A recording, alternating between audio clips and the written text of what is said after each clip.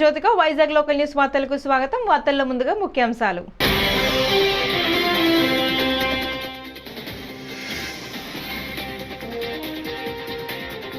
ఆటోలో ప్రయాణించిన సీఎం చంద్రబాబు.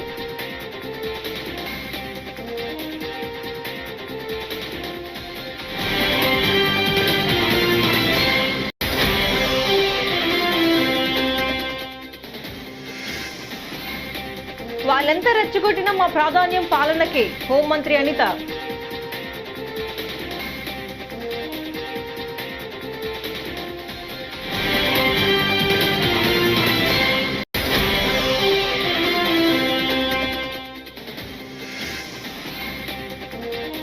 తన అవినీతిపై ప్రజల దృష్టి మళ్లించేందుకే లిక్కర్ స్కామ్, సజ్జల రామకృష్ణారెడ్డి.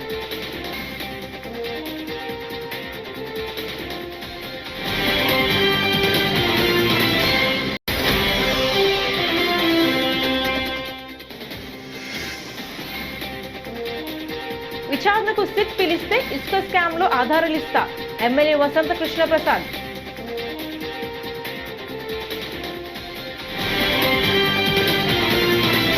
ఇక డీటెయిల్స్ చూస్తే ఆంధ్రప్రదేశ్ ముఖ్యమంత్రి చంద్రబాబు ఆటోలో ప్రయాణించారు. కడప జిల్లాలో పర్యటిస్తున్న ఆయన లబ్ధిదారుల ఇంటికి వెళ్లి స్వయంగా పింఛన్లు పంపిణీ చేశారు. అనంతరం జమ్మలమడుగులో ప్రజావేదిక సభలో పాల్గొన్నారు. ఈ సందర్భంగా ఆయన హెలిప్యాడ్ నుంచి సభావేదిక వరకు ఆటోలో ప్రయాణించారు.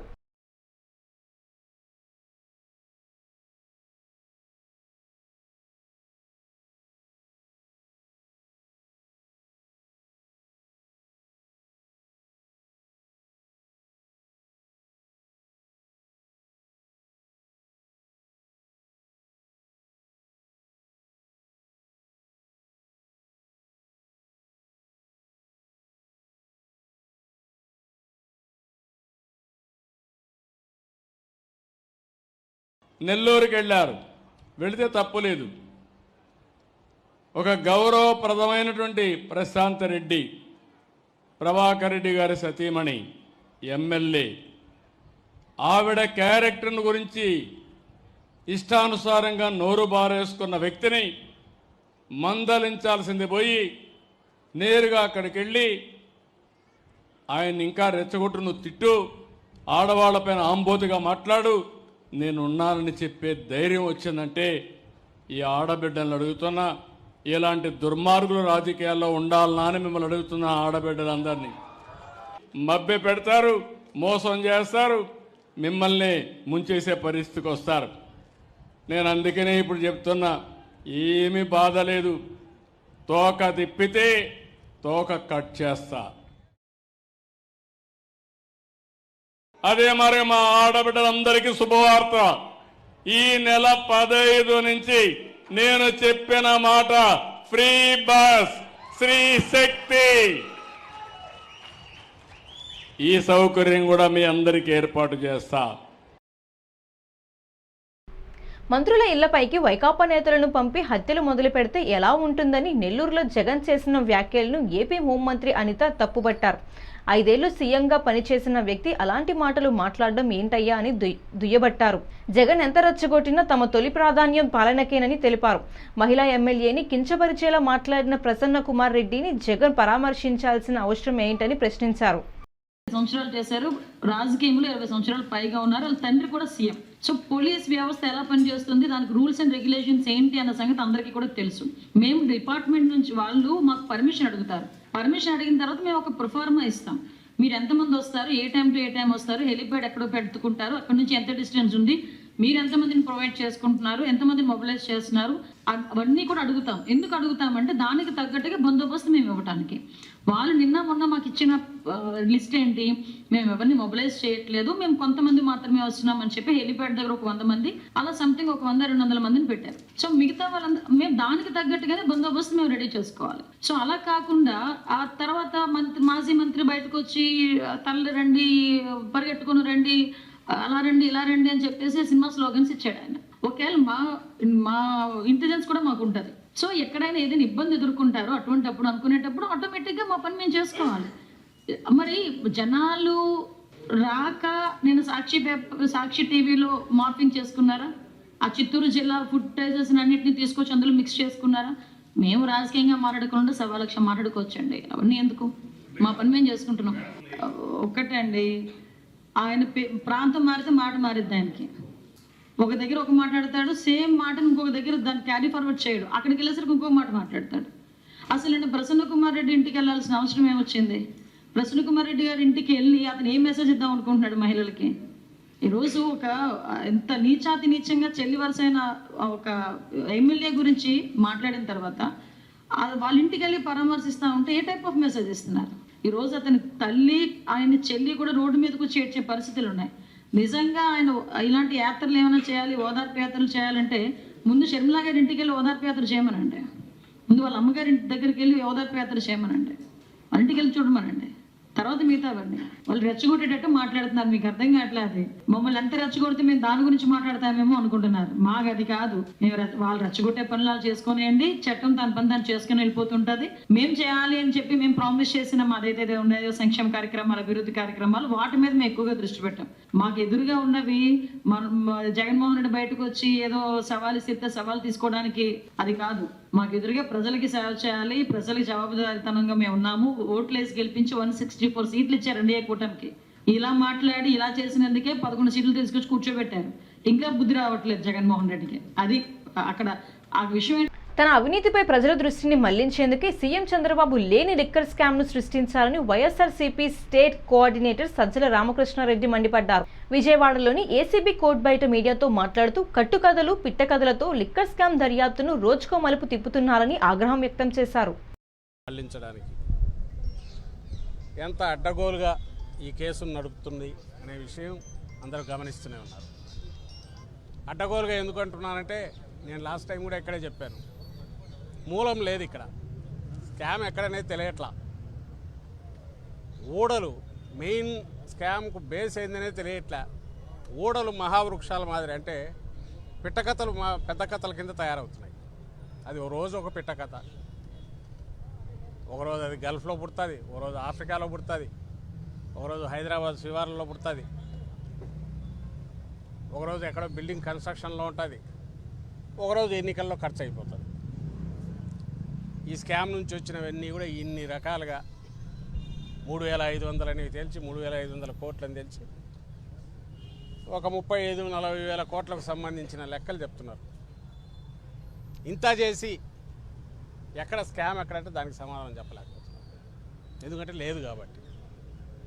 దీని ద్వారా ఏం బెనిఫిట్ అవుతున్నారా అంటే, తమ వైఫల్యాలను నుంచి తప్పించుకోవడానికి, ప్రజలకు ఆన్సర్ ఇవ్వాల్సిన పరిస్థితి నుంచి తప్పించుకునే ప్రయత్నం చేస్తున్నారు.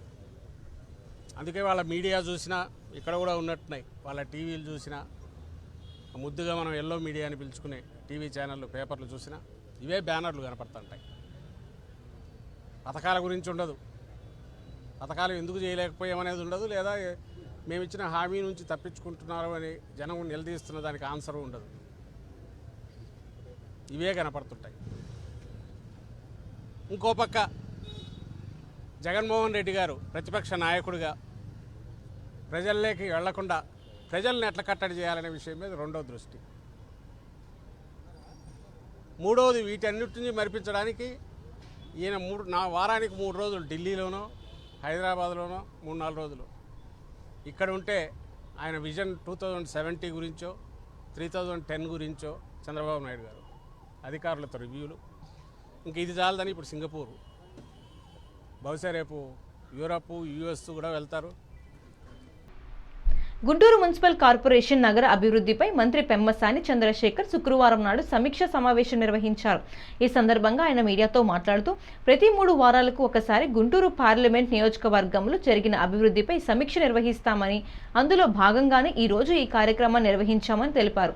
అభివృద్ధిపై అధికారులకు తగు సూచనలు ఇచ్చామని సందర్భంగా చెప్పారు.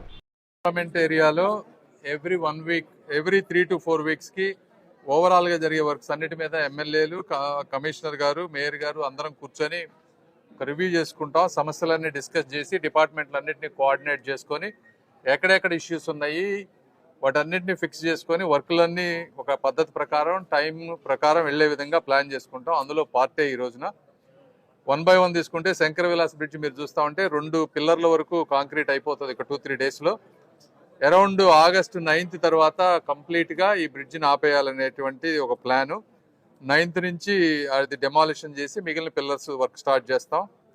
అదేవిధంగా స్ట్రక్చర్స్ ఏవైతే ఉన్నాయో దాదాపు 134 స్ట్రక్చర్స్ ఉంటే అందులో 74 మెంబర్స్ వరకు కన్సెంట్ ఇచ్చారు. కొంతమంది కోర్టులకు వెళ్ళారు, కోర్టుల్లో ఫైట్ చేస్తూ ఉన్నాం. మిగిలినవి కూడా స్లోగా వర్క్ చేస్తూ ఉన్నారు. ఎలక్ట్రిక్ పోల్స్ షిఫ్టింగ్ ఇష్యూస్ ఇవన్నీ కూడా ఉన్నాయి. అవన్నిటిని 1 by 1 క్లీన్ చేసుకుంటూ వస్తూ ఉన్నాం. అదేవిధంగా నందివెలుగు ఆర్ఓబి తీసుకుంటే వర్క్ అంతా కూడా మొన్న 10 రోజుల క్రితం శంకుస్థాపన చేసాం. మెటీరియల్ అంతా వచ్చింది, వాళ్ళు వర్క్ మొదలు పెడతా ఉన్నారు. దాదాపు 8 monthsలో కంప్లీట్ చేసి ఇస్తా ఉన్నారు. దాంతోపాటు అక్కడ ఒక మనీ హోటల్ సెంటర్ దగ్గర కల్వర్ట్ ఒకటి బిల్డ్ చేయాలి. దానికి ఎస్టిమేట్స్ R&B వాళ్ళు 3 to 4 daysలో ఇస్తే దాన్ని కూడా కంప్లీట్ చేయాల్సిన అవసరం ఉంది. ఇన్నర్ రింగ్ రోడ్ phase 3 వచ్చేటప్పటికి ఇందులో 3-4 ఇష్యూస్ ఉన్నాయి. Right of way boundaries walls fix చేయటం, అదేవిధంగా అక్కడ ఇంకా కొన్ని 41 స్ట్రక్చర్స్ ఉన్నాయి, అవి కూడా తీసేయాలి. టెండర్స్ వచ్చేటప్పటికి రేపు 7వ తారీఖుకి టెండర్స్ కంప్లీట్ అవుతాయి. అది కూడా అయిపోతే మోస్ట్ లైక్లీ సెప్టెంబర్లో inner ring road phase 3 work start చేయాలని. తర్వాత మల్టిపుల్ రూరల్ రోడ్డు డెవలప్మెంట్ ఉన్నాయి. ఇవేంటి Sharada colony road, Brodipet road, Nehru Nagar, ఇవన్నీ ఉన్నాయి మల్టిపుల్ రోడ్స్. వాటన్నిటి గురించి కూడా డిస్కస్ చేసాం. ఇందులో LC నంబర్ గేట్ 3 దగ్గర ఆల్టర్నేట్ రోడ్డు వచ్చేటప్పటికి అది టెండర్స్ అన్నీ అయిపోయినాయి. 1 weekలో అది కూడా వర్క్ స్టార్ట్ అవబోతా ఉంది. ఎందుకంటే ఆ బ్రిడ్జ్ కూడా వర్క్ స్టార్ట్ అయితే మనకు అక్కడ ట్రాఫిక్ అవుతుంది కాబట్టి ఒక ఆల్టర్నేట్ రోడ్ ఆటో నగరును అగతవరపాడు ఈ రెండింటిని కనెక్ట్ చేసేటువంటి ఒక ఎక్స్ట్రా రోడ్డు. అదేవిధంగా ఇష్యూస్ ఉన్నటువంటి నార్ల వెంకటేశ్వరరావు గారి ఆడిటోరియం, అందులో గవర్నమెంట్ పంపించిన తర్వాత చిన్న చిన్న ఇష్యూస్ వచ్చినాయి బ్యాక్, మళ్ళీ అవి ఫిక్స్ చేసి పంపిస్తున్నాం. PVK నాయుడు వెజిటబుల్ మార్కెట్ వచ్చేటప్పటికి ప్రీవియస్గా చేసినటువంటి డిజైన్ చాలా మందికి నచ్చలేదు. సో దాన్ని మళ్ళీ ఇమీడియట్గా రివైజ్డ్ వర్క్ చేయాలనుకున్నాం. అదేవిధంగా ఈరోజు NTR Manasa Sarovaram nature park చూసాం. దాన్ని పబ్లిక్ ప్రైవేట్ పార్ట్నర్షిప్లో ఏ విధంగా తీసుకువెళ్ళాలి. అదేవిధంగా నల్లపాడు ట్యాంకు, బొంగరాల బీడు ల్యాండ్, ఈ రెండు కూడా in principle approval state government నుంచి వచ్చినాయి. అవి రేపు పేపర్ మీద వచ్చిన తర్వాత కమిషనర్ గారు GHMC కింద తీసుకొని వాటిని డెవలప్ చేయటం. అదేవిధంగా గోరంట్ల వాటర్ ట్యాంక్ ఇన్కంప్లీట్గా ఉంటే పాత కాంట్రాక్టర్ని క్యాన్సిల్ చేశారు. అవంతా చేసి 3 వాటర్ ఈ కొత్త టెండర్ ఒకటి పిలుస్తా ఉన్నారు. ఇదే విధంగా టీడీపీ నేత పల్లపాటి సుబ్రహ్మణ్యం వ్యాఖ్యలపై మాజీ మంత్రి పేర్ని నాని మండిపడ్డారు. శుక్రవారం మచిలీపట్నంలో మాట్లాడుతూ మంత్రి కొల్లు రవీంద్ర డైరెక్షన్లో ఆయన ముఖ్య అనుచరుడైన సుబ్రహ్మణ్యం వ్యక్తిగత గొడవల్లోకి తనను తన కుమార్ని ఎందుకు లాగుతున్నారో అర్థం కావట్లేదన్నారు. నీ పుత్రరత్నం ఒక ఆడపిల్లకు మాయమాటలు చెప్పి ఎక్కడికో తీసుకువెళ్లి తాళి కడితే విడదీసింది నువ్వు కాదా అంటూ తీవ్ర విమర్శలు గుప్పించారు. పూరి నుంచి భువనేశ్వర్ నుంచి హైదరాబాద్ శంషాబాద్ ఎయిర్పోర్ట్కి ఎందుకు వెళ్ళారు? ఈ అమ్మాయి అబ్బాయితో పాటు మళ్ళీ అనే కానిస్టేబుల్కి టికెట్ ఉందా లేదా? ఫ్లైట్లో సూపర్ కాప్ మళ్ళీకి టికెట్ ఉందా లేదా? టికెట్ ఉంది కదా. టికెట్ ఉంటే ఎందుకు వెళ్ళారు? హైదరాబాద్ ఎయిర్కి ఎందుకు వెళ్ళారు? మీరు ఇక్కడి నుంచి కారు వేసుకుని వెళ్ళారు. మీ కారు నెంబర్ కూడా ఇస్తా. మీ పోలీస్ స్టేషన్లో చెప్తున్నారు పలానా కారులో వెళ్ళాడు మా సూపర్ కాప్ అని. కారు వేసుకుని ఇక్కడి నుంచి వెళ్ళారు. అందులో ఒక కానిస్టేబుల్ ఒక పోలీసు వాడిని వెనక్కి పంపించేశారు కారు ఇచ్చి. మిగతా వాళ్ళందరూ కలిసి 8 టికెట్లు అంటున్నారు. 8 టికెట్లు. దాంట్లో మళ్ళీ ఈ పెళ్లి కొడుకు పెళ్లి కూతురు వీళ్ళు కాకుండా 5 పోలీసులా? ఎవరు వాళ్ళు 5? వీళ్ళందరూ కలిసి శంషాబాద్ ఎయిర్పోర్ట్కి వెళ్ళారా వెళ్ళలేదా? ఛాలెంజ్ చేస్తున్నా కొల్లు రవీంద్రని కూడా విచారణ చేయండి. పోలీసు పట్టుకుంటారు కదా ప్రతిదీ. విచారణ చేయండి. హైదరాబాదు భువనేశ్వర్ నుంచి ఫ్లైట్లో హైదరాబాద్ వెళ్ళారా వెళ్ళలేదా? ఎందుకు వెళ్ళారు? విమానంలో దిగి ఏం చేశారు? పోనీ సరాసరి అక్కడి నుంచి గన్నవరం అంటే ఒళ్ళెలిచిపోద్దని పోయిన ఈ సూపర్ కాప్కి ఒళ్ళెలిచిపోద్దని చెప్పిన ఫ్లైట్లో వచ్చారనుకుంటే మరి అక్కడి నుంచి గన్నవరం ఎయిర్పోర్ట్కి దిగారా? లేదు కదా. శంషాబాద్ ఎయిర్పోర్ట్ నుంచి శంషాబాద్ ఎయిర్పోర్ట్ ఎదురుకుండా ఉన్నటువంటి నోవాటెల్ అనేటువంటి 5 నక్షత్రాల హోటల్కి ఎందుకు వెళ్ళారు? ఎవరు ఈ 8 మంది దిగిన వాళ్ళందరూ అంటే మళ్ళీతో పాటు మిగతా వాళ్ళు పోలీసులా? ఎవరు? ఈ అమ్మాయి పెళ్లి కొడుకు పెళ్లి కూతురు వీళ్ళందరూ కలిసి నోవాటెల్ హోటల్కి వెళ్ళారు. అక్కడ కొల్లు రవీంద్రతో మీటింగ్ జరిగిందా జరగలేదా? నోవాటెల్ హోటల్లో ఏం జరుగుతుంది?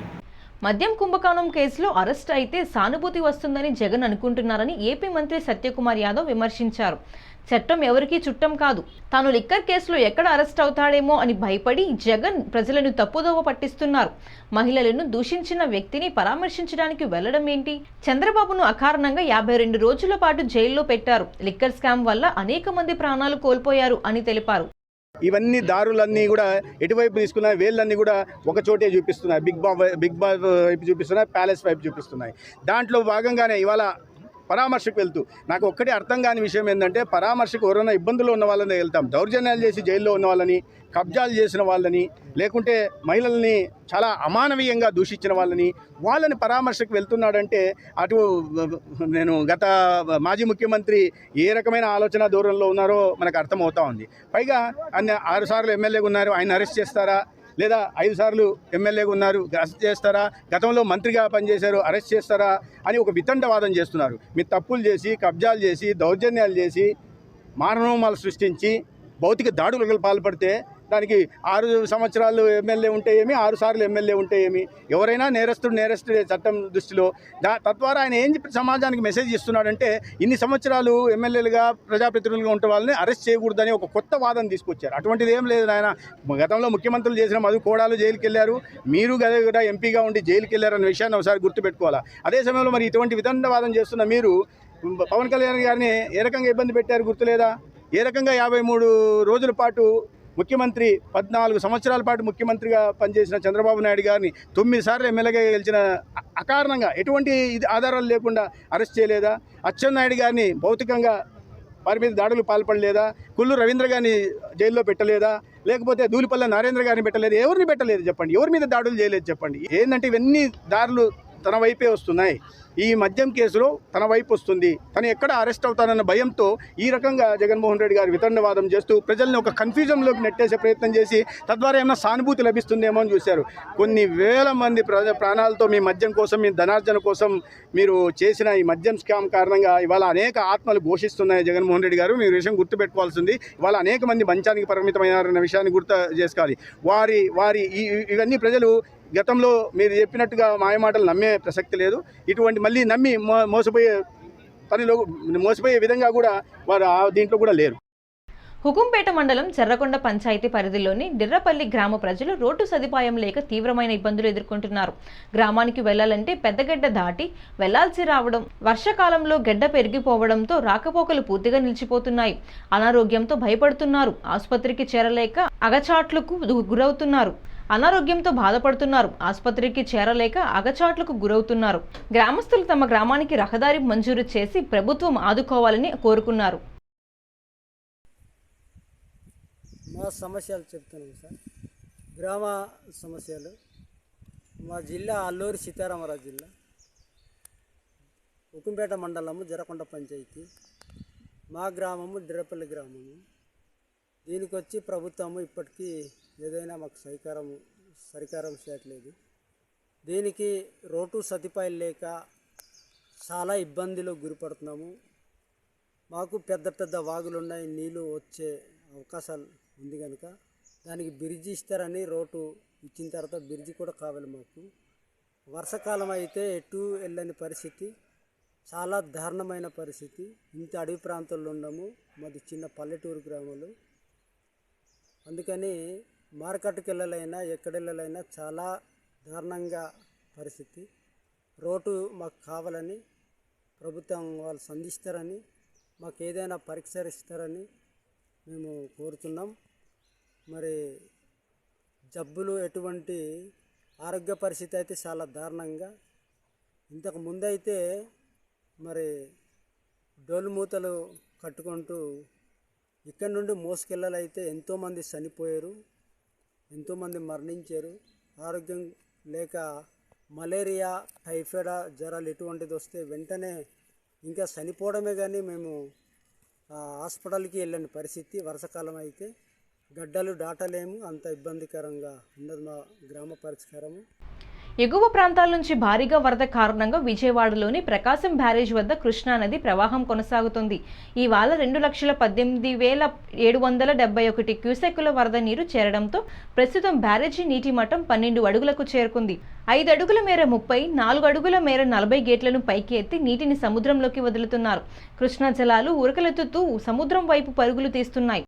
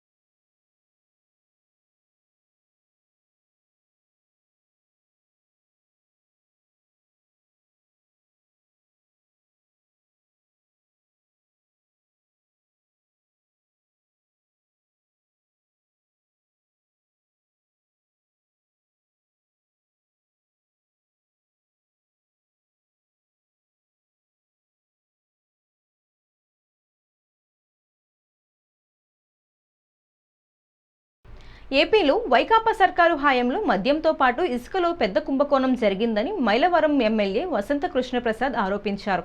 సిట్ తనను విచారణకు పిలిస్తే అందుకు సంబంధించిన ఆధారాలను అందిస్తానని చెప్పారు. ప్రజల్లో అలజడి సృష్టించి ఆందోళన చేయించి రాష్ట్ర అభివృద్ధిని అడ్డుకోవడమే లక్ష్యంగా జగన్ ప్రయత్నిస్తున్నారని మండిపడ్డారు. ప్రజల్లో అలజడి సృష్టించి ఆందోళనలు చేయించి ఈ రాష్ట్రాన్ని ఆర్థికంగా అభివృద్ధి పరంగా ముందుకెళ్లకుండా అడ్డుకునే లక్ష్యంతో జగన్మోహన్ రెడ్డి గారు ప్రయత్నం చేస్తూ ఉన్నారు. ఆయన పరామర్శల పేరుతో దొమ్మిలు చేస్తున్నారు, రెచ్చగొడుతున్నారు తప్పితే ఏ ఒక్కళ్ళని నిజమైన పరామర్శకి వెళ్ళట్లేదు.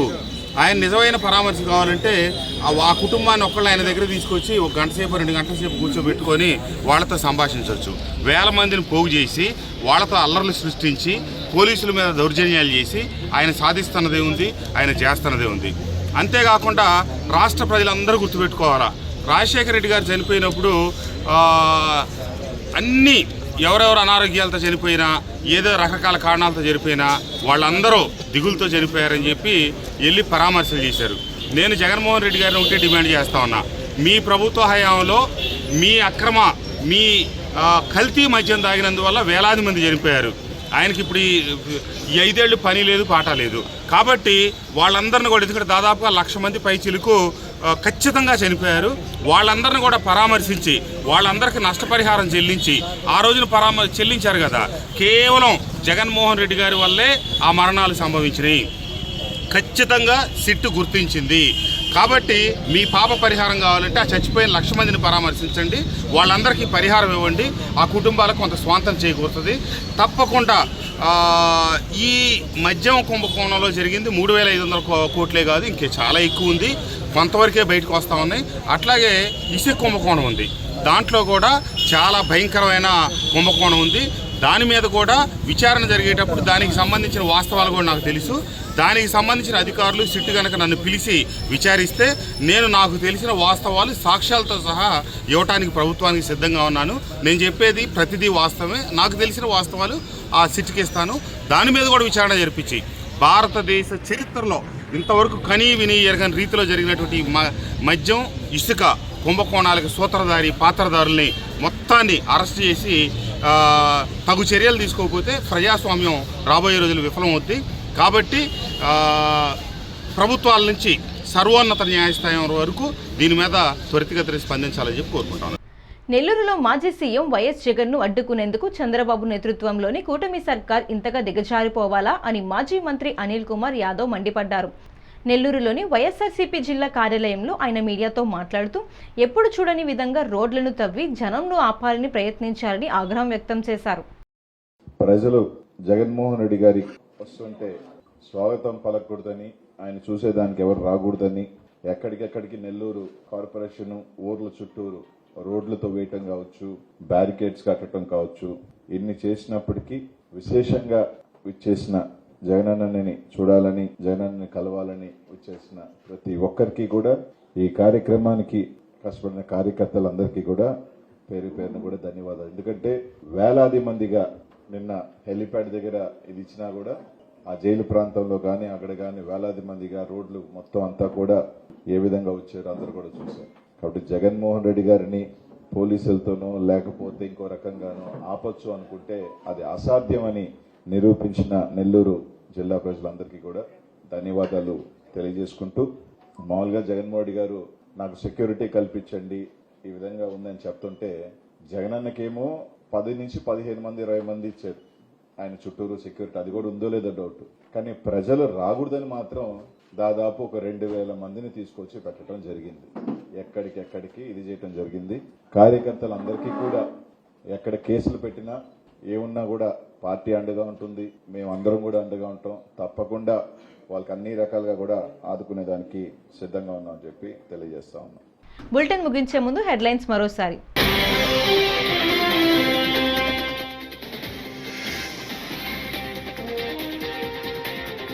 ఆటోలో ప్రయాణించిన సీఎం చంద్రబాబు.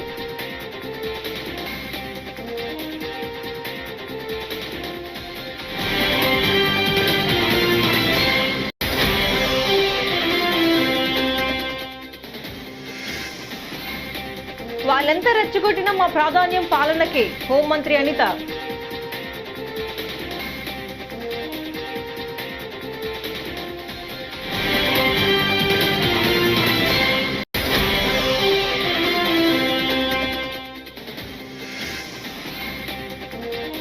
తన అవినీతిపై ప్రజల దృష్టి మళ్లించేందుకే లిక్కర్ స్కామ్, సజ్జల రామకృష్ణారెడ్డి.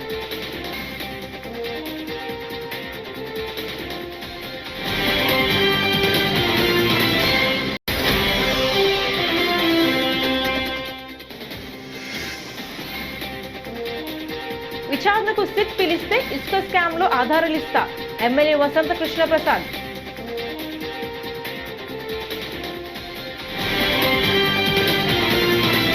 ఈ వార్తలు ఇంతటితో సమాప్తం. నమస్కారం.